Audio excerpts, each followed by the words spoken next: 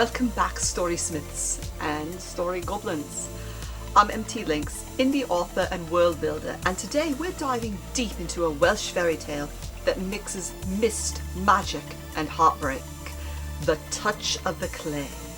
It's a tale about love that defies realms, traditions and betrayal, and in a single moment it undoes everything. Let's be honest, this story isn't just romantic, it's a warning. So, let's unravel it. Origins and overview. The Touch of Clay is a Welsh folk tale, part of the rich Cymric tradition, full of fae lore, ancient customs and allegorical meaning. We open in a time before the Cymry arrived in Wales, when fairies still walked freely, judging humans as slow, dull and barely civilized. Kind of like a lot of us today, I'm afraid. But fairies, despite their supposed intelligence, are rigid, stubborn, and this becomes the core tension, immortals clinging to old customs and mortals fumbling through the change. Theme 1. The romantic myth of the otherworldly bride. This story is part of a larger literary motif we call the otherworldly bride. The man falls in love with a mysterious woman from beyond, a nymph, a fairy, a selkie. In each case he's enchanted and wins her hand, but there's always a condition. Always a fragile rule that must never be broken. And in The Touch of Clay, that rule is the heart of the tragedy. No clay must ever touch her. Clay, the mortal element, the things fairies fear the most, the things they cannot abide. Theme 2. Clay as a symbol. So, why clay? It's symbolic. Clay represents mortality, grounding, human messiness. Unlike the polished permanence of metal or the elegance of fairy glamour, clay is earthbound, breakable, dirty. It's the raw, unfinished nature of being human. And when the husband throws it accidentally over his shoulder and it strikes her, it's not just a gardening accident. It's a symbolic reassertion of the world she escaped, of the death and decay fairies avoid at all cost. And that's the point. Love wasn't enough to override that one rule. Sometimes love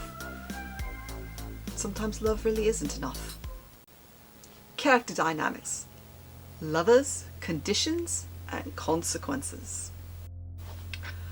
The farmer is genuine. He loves her truly, deeply, and treats her well, honors her boundaries, even teaches their kids how to love her. But here's the kicker. He still forgets. Not maliciously, not carelessly, but habit, tradition, and culture take over. Planting the tree with the final shovelful tossed over the left shoulder, well, that was superstition, tradition, and that's what gets her in the end. The past wins, the rule wins, and she's gone. Fairy logic versus human logic. This tale does something fascinating. It doesn't frame the fairies as evil. They're not. They're not villains, but they are alien. Their logic isn't ours. Their rules aren't about forgiveness or nuance. They're literal, ironclad. And what's wild is that even Puck gets a shout out, boasting he was faster than technology centuries ago. It's satire, yes, but it's also deep fairy world building. This is a culture that remembers, clings, and resists evolution. And humans, for all their blundering, are the ones who change. The true stakes: memory, marriage, and the unbreakable promise.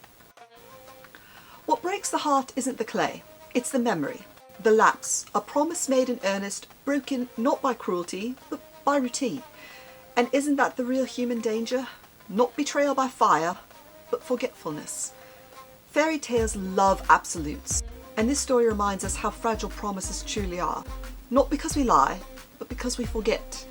And when your wife is bound to laws older than time, forgetting means forever. So, what can we as writers learn? First, every rule in your story world must have a cost. This fairy rule wasn't just arbitrary, it held generational power. Second, tragedy doesn't require evil, it requires inevitability. Third, don't underestimate the power of symbolic objects. Clay, apples, mist, they anchor myth in the real, and that is how you create resonance as a writer. If you enjoyed this dive into Welsh myth and fae tragedy, subscribe for more story analysis every week. I'm MT Lynx. Stay inspired, stay curious, and beware the touch of the clay.